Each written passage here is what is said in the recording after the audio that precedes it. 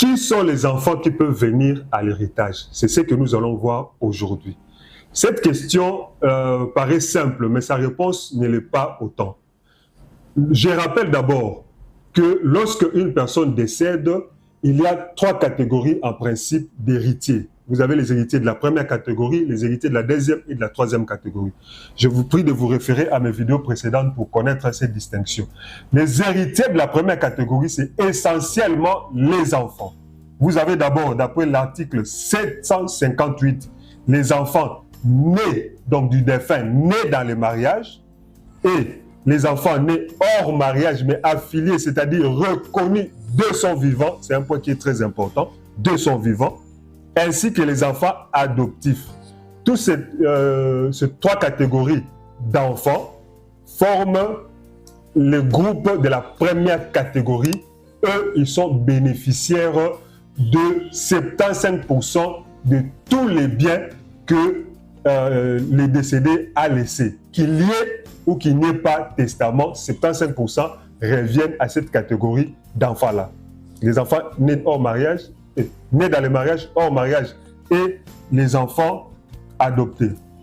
Mais maintenant, les enfants qui sont nés hors mariage et qui n'ont pas été reconnus du vivant, du décédé ou du découillus, quel est leur sort? C'est ce que nous allons voir aujourd'hui. Parce qu'il arrive que on vienne présenter un enfant qui n'a jamais été connu comme étant l'enfant du défunt, et on veut que cet enfant puisse être intégré dans l'héritage. Voici ce que dit l'exposé des motifs du Code de la famille. À ce qui concerne les enfants nés hors mariage, seuls ceux affiliés du vivant du découillus viendront à la succession, c'est-à-dire auront droit à l'héritage. Ceci pour éviter une certaine insécurité pour le conjoint survivant qui serait surpris lors de l'ouverture de la succession par l'arrivée subite d'un grand nombre d'enfants héritiers dont il n'a jamais soupçonné l'existence. Donc, lorsque vous venez présenter un enfant que je pourrais dire, qu'on dit que bon, un homme riche meurt, et puis vous venez pour dire que non, mais comme j'ai entendu parler des enfants de Mobutu, certains sont revendiqués être des enfants de Mobutu bien après la mort de Mobutu, alors que, entre guillemets, Mobutu ne les aurait même pas reconnus.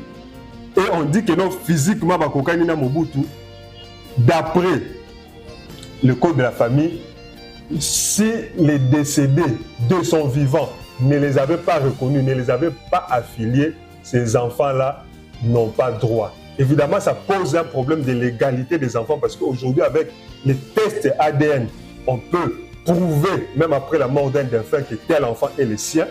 Mais cette loi, comme l'a souligné le professeur Ngwabika, a valeur, et les dispositions du Code de la famille sont des dispositions d'ordre public. Et donc, même le juge ne peut pas y déroger, ou les parties, en principe, ne peuvent pas y déroger pour dire que non, Aza quand même de Konabi Soto se rendre compte. Non.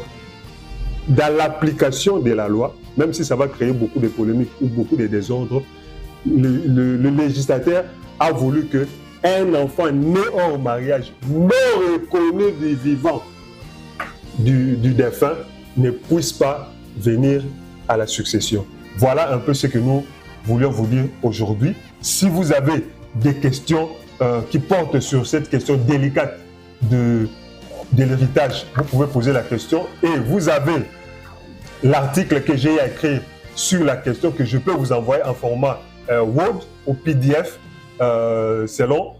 Vous avez qu'à m'écrire, je peux vous l'envoyer par WhatsApp ou par email. Je vais vous donner mon email et nous allons vous l'envoyer gracieusement. Si vous avez des questions, vous pouvez poser. Nous sommes là pour vous aider. Merci beaucoup. N'oubliez pas de partager, de liker et de commenter cette vidéo. À la prochaine.